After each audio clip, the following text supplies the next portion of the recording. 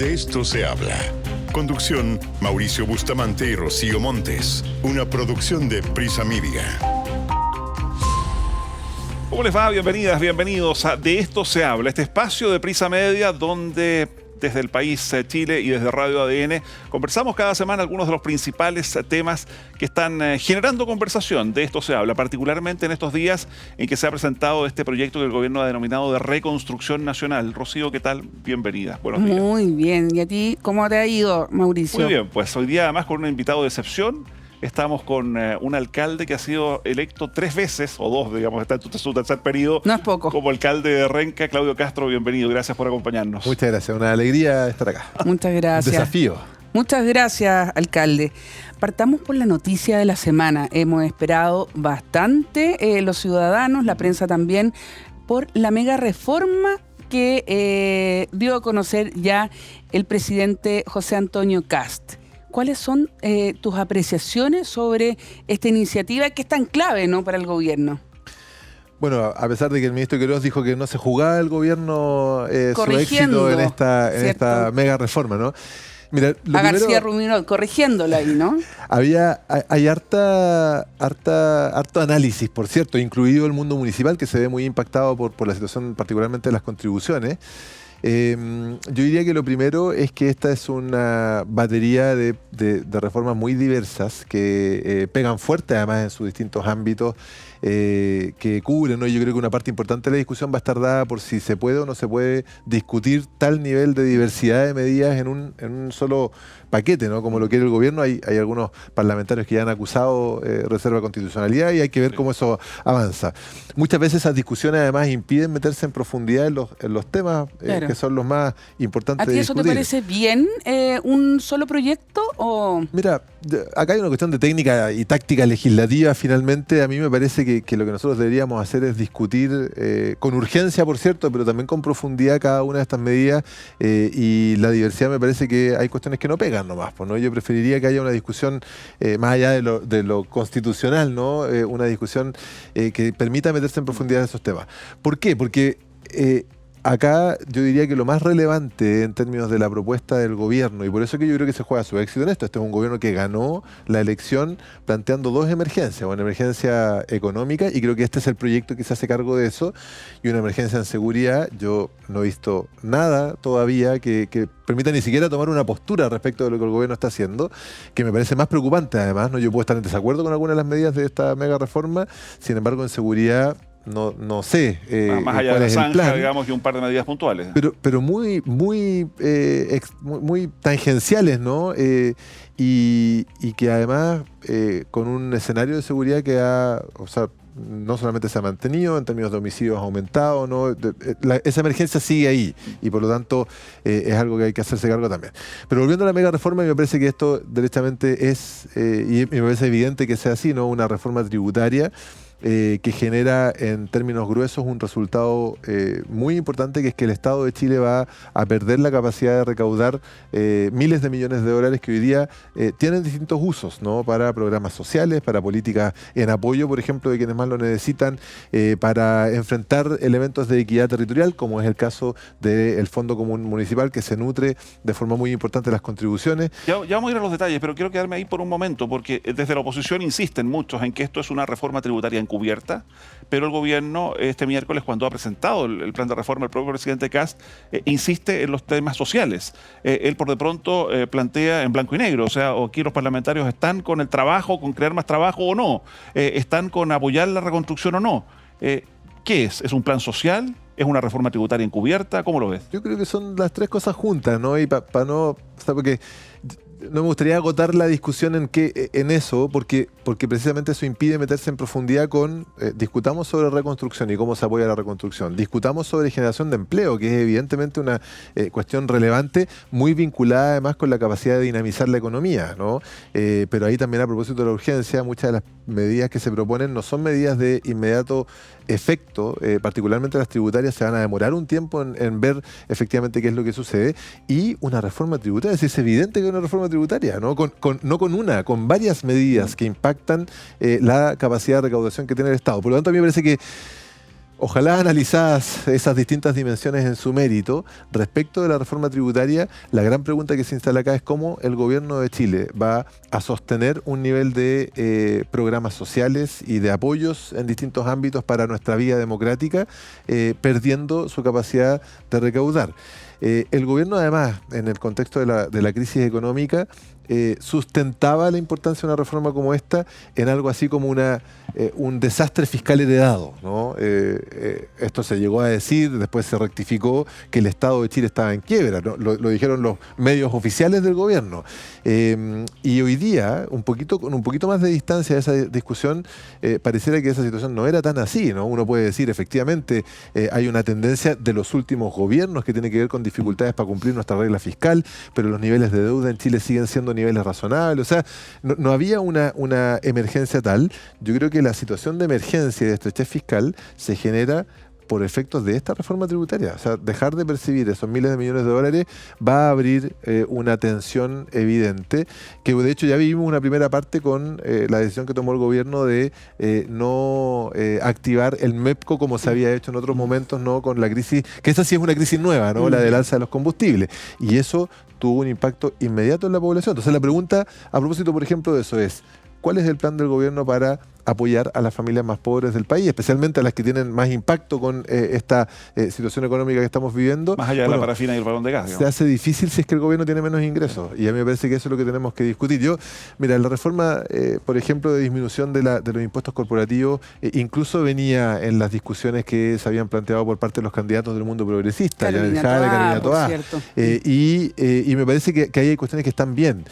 La pregunta acá es cómo se compensa esa falta de recursos y qué es lo que se corta. Si eso es evidente que va a haber que cortar. Bueno, de ahí uno se puede meter porque hay una línea muy particular de eso que tiene que ver con los presupuestos municipales y es parte de esto. Justamente con respecto a eso, el tema de las contribuciones, ¿cómo impacta eso al mundo municipal? ¿Cómo lo están viendo los alcaldes este debate? Mira, las contribuciones, de hecho, en las encuestas, ¿no?, que han circulado a propósito de las evaluaciones de los primeros semanas o meses del gobierno, las contribuciones tienen un alto respaldo ciudadano. Fíjate que en Renca... el término de las contribuciones. Fíjate que en Renca solo el 9% de las viviendas paga contribuciones. Ya. En Vitacura el 91% de las viviendas paga contribuciones. Es al revés. Y si tú le preguntas a cualquier vecino de Renca, probablemente va a decir, frente a la pregunta, ¿qué le parece a usted que se dejen de pagar las contribuciones? Por supuesto que va a manifestar su respaldo a esa iniciativa, aunque esa persona no la pague, ¿no? Las contribuciones, y particularmente las contribuciones para las personas mayores, porque hoy día 7 de cada 10 personas mayores no pagan contribuciones, y aquellas que tienen ingresos menores a 2 millones de pesos o que ganan hasta 2 millones de pesos tienen la posibilidad de reducir el monto de las contribuciones que pagan. Es una medida que es regresiva. Lo que tú haces acá, ¿no?, y esto es un acuerdo académico además, es dejar de cobrarle a las personas más ricas de la población para generar programas de redistribución territorial, porque para eso se ocupan las contribuciones hoy día. Las contribuciones se inyectan al Fondo Común Municipal. El Fondo Común Municipal es la forma que tiene el Estado de Chile de entregarle recursos a los municipios que tienen menos recursos, los más pobres del país. Y hay municipios que son muy dependientes de ese Fondo Común Municipal. Muchos, los más pobres, rurales, ¿cierto? En zonas aisladas, dependen en muchos casos por más de un 80%. Pero en términos bien concretos, o sea, para una comuna como Renca, el 30% de los ingresos de Renca responden al Fondo Común Municipal. Y si se llega a concretar, digamos, esta exención tributaria... Nuestra estimación es que dejamos de percibir del orden de 400 millones de pesos, ¿no? Sumémosle a eso, porque esto no pasa encapsulado de toda la otra discusión, sumémoslo a eso el alza del precio de los combustibles. El costo directo para nosotros, del aumento que ya hemos tenido de los combustibles, son 400 millones de pesos más, ¿no? Lo que pagamos para mover los vehículos de seguridad, los vehículos de inspección, la capacidad que tiene la MUNI puesta en la calle. Y hay un costo indirecto que todavía no se termina de ejecutar, ¿no?, que tiene que ver con los contratos que nosotros tenemos. Tal como a las familias chilenas, ¿no?, le subieron el precio de la feria, a los municipios también los contratos más importantes que nosotros tenemos están tocando la puerta para actualizar los cobros que nos hacen. Y esto va a pegar fuerte. Entonces, por eso, no solo las contribuciones van a impactar en los recursos que nosotros tenemos, en el caso de Renca, es el 30%, en el caso de la mayoría de las comunas del país es mucho más, sino que también los municipios estamos enfrentando una situación de estrechez fiscal. O sea, menos ingresos y más gastos. Exacto, en un contexto donde ya antes de esto, los municipios, esto como mirada del municipalismo, o sea, de forma transversal, planteábamos que el Estado de Chile tiene que seguir descentralizándose en varios ámbitos, incluido el fiscal. Hoy los municipios de Chile no somos capaces, en general, ¿no?, de cumplir con aquello que la ley nos dice que tenemos que hacer. La recolección de los residuos, el manejo de las áreas verdes, la iluminación de nuestras calles, Claro. La provisión de servicios sociales, y eso es un problema, ¿no? Pero, Por eso que yo- en contrapartida, ¿no hay también un requerimiento ciudadano al sistema público en general de ser más eficientes? Sin duda que sí. De pronto uno ve, digamos, no sé si en el caso puntual de Renca, pero funcionarios municipales que uno dice aquí está pitutado, digamos, hace poco y nada, o aquí hay gente que ni siquiera debiera tener este sueldo. Sí, sin duda que tenemos que seguir haciendo todos los esfuerzos para mejorar la eficiencia y modernizar. Y hay casos bien emblemáticos de eso. Un ejemplo muy rápido, los municipios pagamos miles de millones de pesos en mandar cartas certificadas para cobrar las multas, especialmente los que tenemos autopistas, para las multas TAC. Claro. Eso podría ser una notificación electrónica y entonces liberar esos recursos para poder ponerlos en beneficio de nuestra sociedad. Sin embargo, si lo llevamos a los números gruesos, Chile es el país más centralista de la OCDE. Eso significa que los recursos que gasta el Estado a nivel subnacional, que son del orden del 20%, están lejos del 60% de la OCDE. La OCDE dice que cuando tú acercas el gasto del Estado a la ciudadanía, no solamente la ciudadanía tiene más control de ese gasto, se activa la economía. O sea, nosotros estamos lejos de una situación balanceada en términos de la capacidad financiera que tienen los municipios. Por eso que la demanda histórica del municipalismo en Chile es una ley de rentas nueva, ¿no?, que nos permita acceder a deudas, tener empresas públicas, como lo hacen. No estamos hablando de las grandes ciudades del mundo, estamos hablando incluso de las ciudades de América Latina. Y por eso, y con esto cierro, a mí me parece que este elemento, no si se bajan o no se bajan las contribuciones, sino cómo el gobierno va a reemplazar esos recursos, que hasta ahora lo que sabemos es que no los va a reemplazar completamente, es una batalla, hemos dicho en la Asociación Chilena de Municipalidades, del municipalismo, no es de los alcaldes de oposición. Eso te es iba a del mundo preguntar, municipal. esto es una mirada transversal, ¿no? Porque hemos escuchado no tanto a los alcaldes oficialistas levantar esta mirada, ¿no? Sí, es verdad, no tanto como quisiéramos, pero cada vez más. Ya. Yo creo que los alcaldes oficialistas, y uno es razonable también, ¿no?, han sido cuidadosos con un gobierno más cercano a ellos. En Chile casi no hay alcaldes republicanos. La mayoría de los alcaldes hoy oficialistas son del mundo de Chile Vamos, por lo Claro. tanto, que han sido desafiados políticamente por republicanos en sus respectivas comunas. Y yo creo que están en una situación muy incómoda respecto de estos primeros pasos del Es gobierno. lo que vamos a ver probablemente entonces las próximas semanas, la discusión, ver más alcaldes oficialistas del mundo de Chile Vamos, de la derecha tradicional, oponerse a iniciativas como estas que afectan directamente a los municipios. Yo creo que sin duda que sí, y especialmente aquellos alcaldes que hoy día tienen una responsabilidad institucional a la hora de representar a los municipios del país, y eso es algo que nosotros hemos llevado como discusión a la Asociación Chilena de Municipalidades. Alcalde, ¿cómo está viviendo la gente el aumento de los precios, el encarecimiento de la vida? Los municipios, un alcalde está en terreno, está en el territorio, como decía la antigua administración. ¿Y qué es lo que ve usted, por ejemplo? ¿Qué es lo que se observa en las calles? ¿Las ferias están más caras? ¿Cómo impacta lo que usted también ha dicho en esta conversación, el aumento del precio del petróleo, las gasolinas? ¿Cómo ha afectado eso a la gente hoy en día? Bueno, impacta mucho, ¿no? Nosotros ya veníamos en un escenario de aumento del costo de la vida, de dificultades de llegar a fin de mes. Eso era parte, de nuevo, del relato de el candidato Kast cuando estaba como candidato presidencial, de altos niveles de desempleo. Yo diría eso es muy relevante, ¿no? Y yo creo que hoy día hay una conciencia absoluta y transversal. Esto no es un patrimonio de la derecha, el empleo es la política social más relevante, y por lo tanto, aun cuando hemos tenido avances importantes del gobierno pasado, el aumento del salario mínimo, en un contexto en que, por ejemplo, la canasta básica de alimentos aumenta en su valor, el salario mínimo es fundamental que acompañe esos aumentos. Me parece a mí que lo que estamos viendo hoy día tiene que ver con ese impacto, pues, ¿no? Cuesta más llegar a fin de mes. Todo está más caro y incluso cosas que a lo mejor no se nutren directamente del aumento de las bencinas. Ir a cortarse el pelo está más caro, ¿no? Y en muchos casos se corta con una tijera. Porque también esas personas que tienen ese tipo de servicios se ven impactados a un mayor costo de la vida y por lo tanto aumentan los precios. Entonces, eso se nota. Nosotros lo hemos visto además en lo práctico, ¿no? Tenemos una medición, por ejemplo, de la cantidad de vecinos que llegan todos los días a buscar mercadería o alimento y vemos un aumento de un 70%. Esos son los números nuestros. ¿En qué tiempo?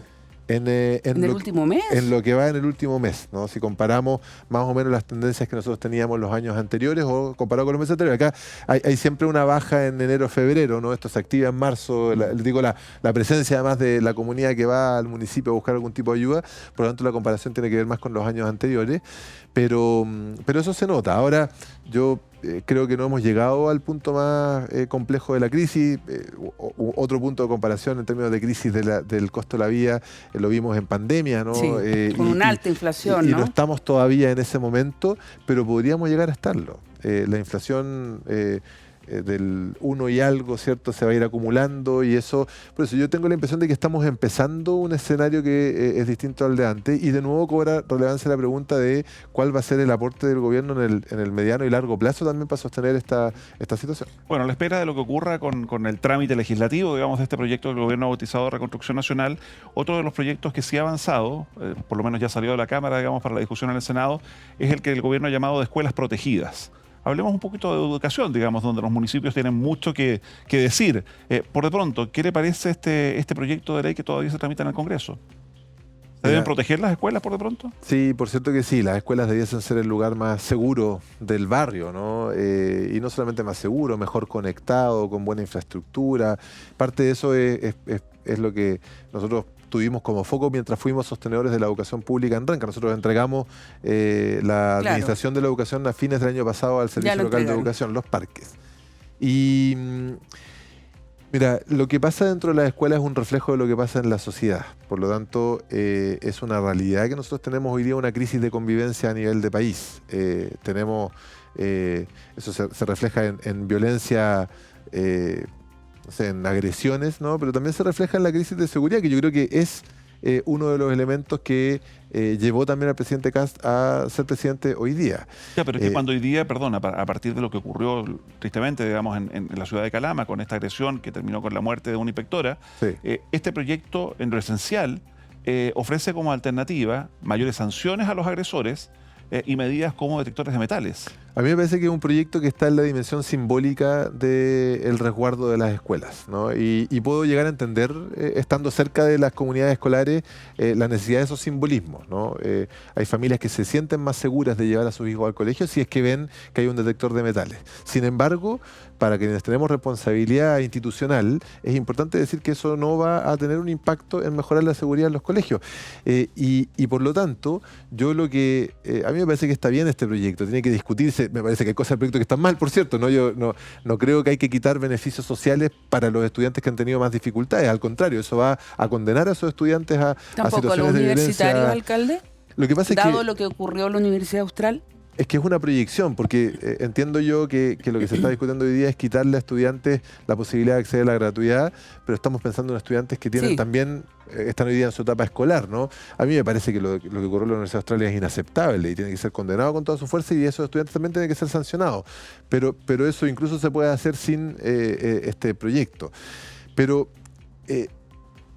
yo creo, por lo tanto, ¿no? Si es que o al sostener que esto es un proyecto que está en la dimensión simbólica de la convivencia y de la seguridad, que nosotros estamos viviendo una situación muy compleja en términos de protección de trayectorias de niños y niñas, ¿no? El año pasado entraron más niños al sistema de protección especializada que los niños que nacieron en nuestro país.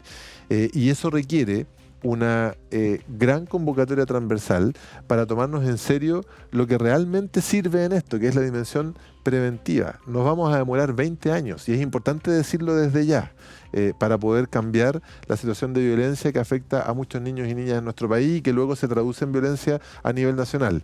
Pero tenemos que partir ahora y a mí se me ocurre que el mejor momento para hacer esto es cuando un gobierno está iniciando. Por eso que yo lamento que la discusión se agote en este proyecto, ¿no? Porque no va a servir para enfrentar la situación de violencia en las escuelas. ¿Y qué es lo que sirve entonces? Lo que yo esperaría, y me parece que aquí tiene que emerger con mucha fuerza, por ejemplo, el Ministerio de Desarrollo Social con la Subsecretaría de la Niñez, donde el subsecretario ha tenido una experiencia muy potente en esta materia precisamente. Yo esperaría acá una convocatoria transversal a un grupo que empuje una serie de medidas en esta línea, ¿no? Acá hubo un cambio, ha sido muy central en la discusión pública el avance de los SLEP como política nacional que se está implementando. Que usted defiende, ¿no? Yo estoy muy a favor de eso, ¿no? No solamente porque me parece que eso tiene que ver con que los municipios en Chile hemos fallado en la administración de la educación pública, con casos de corrupción metidos entre medio, ¿no? Eso, lo que hay detrás de esto es que no debería depender del municipio o del alcalde de turno la calidad de la educación pública de los niños de ese lugar, ¿no? Y me parece que esta política se hace cargo de eso. Sino que además porque los SLEP están teniendo buenos resultados. El último CIMSE muestra con claridad que en promedio a los SLEP les va mejor que a las escuelas que siguen siendo sostenidas por los municipios. Incluso cuando los SLEP comenzaron con los municipios que tenían una situación más compleja en términos de educación pública. O sea, la cosa va bien. Por cierto que tiene que ser reafirmada y revisada en el tiempo, pero en ningún caso detenida. Pero hay otra ley que ha pasado viola en esta discusión, que es la ley de garantías a la hora de proteger los derechos de niños y niñas, que para los municipios es muy importante. Fíjense ustedes que en los municipios tenemos las OPD, lo que se llaman las Oficinas de Protección de Derechos, que es donde llegan los casos de vulneración de derechos de niños, especialmente aquellos que han sido judicializados. Y las OPD en todo Chile tenemos una lista de espera que solo crece, ¿no? Pero es una activación cuando ya hubo una vulneración de derechos. La ley de garantías cambió las OPD a las OLN, las Oficinas Locales de la Niñez. Y lo que dice es que ahora los municipios no solamente tenemos que activarnos cuando hay una vulneración de derechos, tenemos que activarnos para empujar estrategias preventivas y promocionales. Eso es lo que tenemos que hacer. Sin embargo, más allá del cambio de sigla, la OLN es el mismo equipo sobrepasado que las OPD. Yo creo que ahí el gobierno tiene una oportunidad tremenda, que por cierto tiene que ser convocando a sectores transversales de nuestra sociedad, que hay organizaciones de la sociedad civil que han hecho una gran pega en esto. Está UNICEF, ¿Una comisión? Una comisión del más alto nivel posible, con un sentido de urgencia muy grande, que nos invite. O sea, esto me parece que es lo más importante que está pasando en Chile hoy día, porque si nos fuese bien en los temas económicos, ojalá que al gobierno le vaya bien, ¿no? Con la discusión que está teniendo hoy día en el Congreso, y si nos fuese bien en otros ámbitos de nuestra vida y nuestro proyecto de desarrollo como país, todo eso se cae a pedazos si no somos capaces de ofrecerle a los niños y niñas de Chile que crezcan protegidos. En esta lógica, en esta estructura, alcalde Castro, ¿cómo se abordan situaciones como las que, aun cuando puntuales, ha denunciado en estos días el alcalde Belolio, el alcalde de Providencia, que habla de un par de alumnos identificados que fueron expulsados de liceos emblemáticos, no una, sino que 2 veces, llegan a un tercer liceo emblemático y siguen con su mameluco blanco, digamos, generando desórdenes? Él insiste en que acá es un grupo de personas, muchas veces amparado en familias o en grupos de claro tinte político o anarquista, y que van pasando de un establecimiento emblemático a otro con el solo objetivo de generar estos disturbios. ¿Qué se hace con menores? Porque son también menores de edad que están en esta situación. Yo en ese caso haría una fuerza de tarea. Me parece que ese es para efectos de esta crisis de protección de la niñez, es el más sencillo de los problemas, ¿no? Que no es sencillo de resolver, pero es el más acotado. A eso me refiero. Es muy pequeño, ¿no? La pregunta acá es ¿qué se hace con los niños que están delinquiendo? El año pasado en Renca 101 niños participaron de alguna actividad delictual, en algunos casos niños que estuvieron arriba de un auto con una pistola en un portonazo, ¿no? O sea, no solamente en el contexto escolar, sino que fuera. Exacto, pero esos niños estuvieron en un colegio, pasaron en la mayoría de los casos por programas de protección del Estado que fracasaron en su intento. Son niños que han tenido problemas importantes relacionados con consumo de alcohol y droga y que terminan capturados por bandas que los utilizan para esto.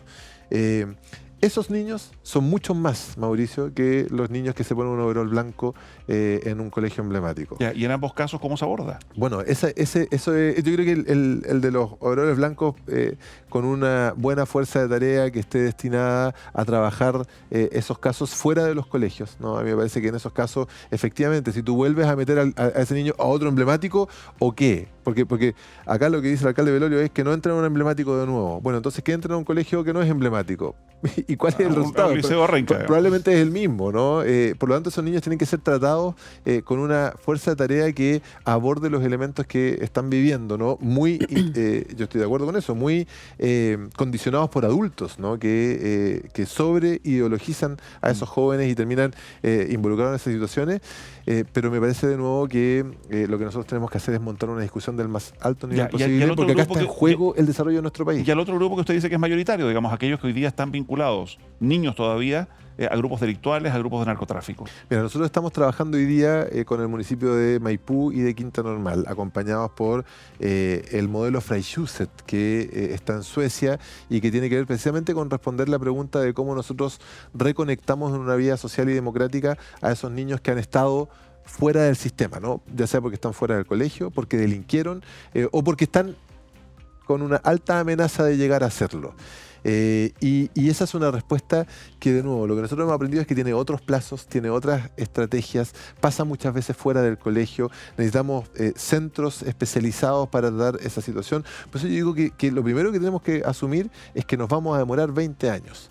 Pero tenemos que partir con una estrategia sistemática y consistente. En el caso de Renca, nosotros tenemos un programa que se llama Crecer en Renca, que es hoy lo más importante que yo como alcalde estoy desarrollando junto con un equipo, junto con instituciones externas que nos acompañan, con la UNICEF, con privados, que estamos tratando de responder la pregunta de cómo generamos condiciones territoriales, ¿no? Para abordar esta situación. Antes de entrar al tema de seguridad más ampliamente, alcalde, para entender bien, usted dijo que las leyes que presentó el gobierno del presidente Kast respecto de la violencia en las escuelas no van a servir. No. No, y yo creo que cualquier persona que ha estudiado este tema hace tiempo lo puede decir con mucha claridad. Están en la dimensión simbólica.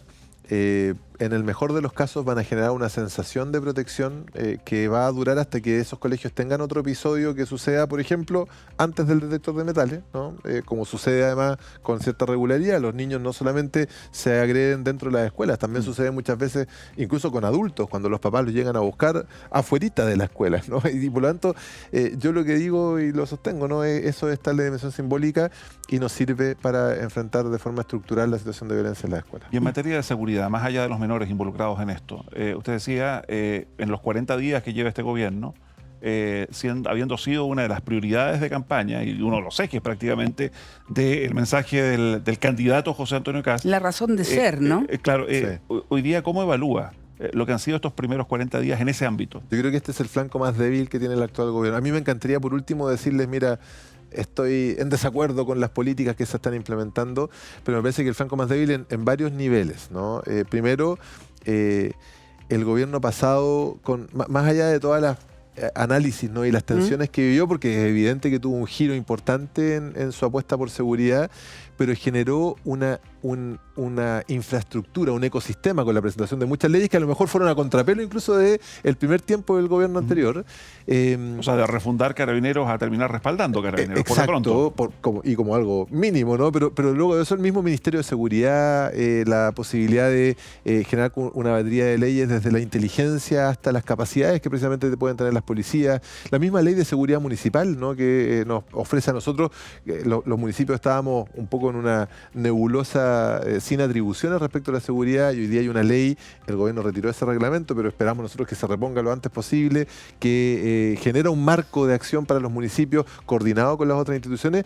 A mí me parece que todo eso es como que quedó en pausa, ¿no? En 40 días, en el caso de Renca, nosotros hemos tenido operativos con Carabineros, con la PDI, tal como los veníamos haciendo siempre, con la Fiscalía y sin el gobierno, ¿no? No hemos visto un despliegue territorial que nos permita a nosotros conocer, por ejemplo, del Seremi de Seguridad o del delegado presidencial, O sea, ¿nada cuál es la cambiado? estrategia territorial.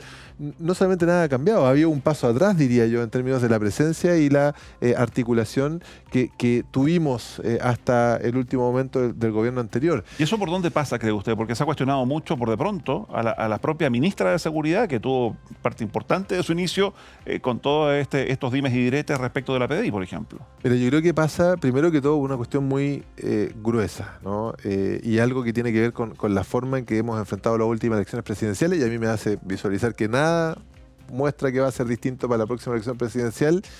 Quien quiere ganar la elección presidencial tiene que criticar con mucha fuerza lo que ha hecho el gobierno actual y prometer cuestiones que parecen soluciones fáciles para problemas que son complejos.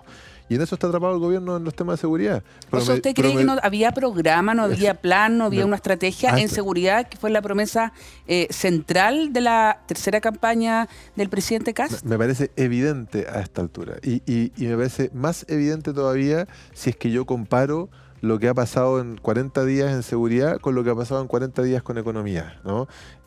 Un ministro de Hacienda que entró de nuevo, más allá de lo que yo pueda opinar de las medidas que tiene, pero que entró con mucha claridad y con mucha fuerza a mandar señales al mundo económico, luego ingresan una batería de proyectos de ley, han tomado algunas decisiones por decreto. Yo veo un plan que se está ejecutando paso a paso. En seguridad yo no he visto un plan.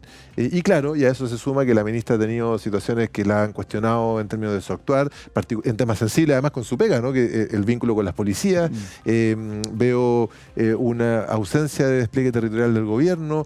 Yo creo que este es el flanco más débil y me parece que es, por lo tanto, aquello que podría cambiar de forma más drástica la opinión que la ciudadanía tiene del gobierno, porque el presidente Kast, yo me acuerdo en los debates presidenciales, miraba a la Cámara y decía, yo les quiero decir a los delincuentes, a los migrantes, que sus días están contados, ¿no? Y acá estamos 40 días después y bueno... ¿Y esta percepción es compartida por otros alcaldes? Usted, alcalde, que habla con otros ediles de la región metropolitana, al menos, ¿no? ¿Cómo lo están observando? ¿Esta ausencia del gobierno que usted denuncia, digamos? Bueno, con mucha preocupación, porque para nosotros los alcaldes esto es un tema de preocupación cotidiana, ¿no? Y de nuevo, nuestro vínculo más cotidiano también es con las policías. Eso se mantiene. O sea, nosotros tenemos pocos carabineros, pero los vemos en la calle con la PDI. Hemos establecido mecanismos de traspaso de información que permiten desbaratar bandas y estar en esa refriega cotidiana, ¿no? Si uno mira hoy día las redes sociales de todos los alcaldes andan con su equipo controlando el comercio ilegal en la vía pública, la situación de los rucos y las personas de situación calle, que es una realidad que impacta mucho la vida cotidiana de las personas. O sea, ese despliegue se mantiene. Acá el ausente es el gobierno y eso es algo que efectivamente hemos conversado con otros alcaldes. Alcalde, nos quedan poquitos minutos de conversación, pero una última reflexión respecto de lo que es hoy día la oposición al gobierno. Usted ya decíamos, el alcalde Castro está en su tercer periodo como alcalde de Renca, en el último fue electo por más del 75% de la población, una figura popular, uno podría decir, originalmente de la democracia cristiana, partido al cual renunció. ¿Qué pasa con la oposición hoy día? ¿Quién coordina la oposición? Hemos visto como una especie de triunvirato, ¿no, Mauricio? Con la alcaldesa Delfino, ¿cierto? Con el alcalde Bodanovich y usted. Sí. ¿Hay ahí un punto importante de la oposición que se está ejerciendo desde el mundo municipal, tal vez? Hay una articulación que me parece muy interesante. Representamos además mundos distintos, ¿no? El alcalde Bodanovich viene del mundo del Frente Amplio, la alcaldesa Delfino del Partido Socialista. Yo vengo de un mundo, claro, que... de ser independiente. Yo sigo sintiéndome representado por una idea comunitaria dentro del amplio mundo del socialismo democrático. Y por cierto que dialogamos y nos articulamos también con muchos otros alcaldes y alcaldesas. Yo diría que la oposición, que también es razonable, ¿no? Después de una derrota como la que tuvimos, que tenga un momento de análisis y de articulación, me parece que hoy día tal vez de los debates más importantes que nosotros tenemos que vivir dentro del mundo de la oposición tiene que ver con una decisión de apostar por fortalecer las distintas identidades que tenemos, ¿no?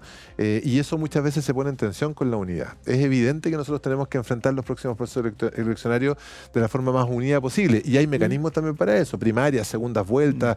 Ese no es un problema. Yo no tengo dudas de que vamos a encontrarnos, ¿no? En nuestro rol común cuando enfrentemos futuros procesos electorales. ¿Y eso en una oposición, en dos oposiciones, en múltiples oposiciones? Yo esperaría que en múltiples oposiciones por la siguiente razón, porque nosotros hoy día lo que tenemos que hacer es cambiar la correlación de fuerzas en Chile, ¿no? Acabamos de perder una elección por paliza. O sea, el mundo, no solamente de la derecha, de lo que era distinto, la derecha que ha tomado posturas más extremas en nuestro país logró convocar a una mayoría social y política que nos barrió en la última elección. Y nosotros, para cambiar esa correlación de fuerza, lo que tenemos que hacer es hablarle a aquellos que no se sintieron representados por nosotros. Y no vamos a hacer eso diciéndoles estamos juntos. Vamos a hacer eso diciéndoles tenemos diferencias. Estas son, ¿no?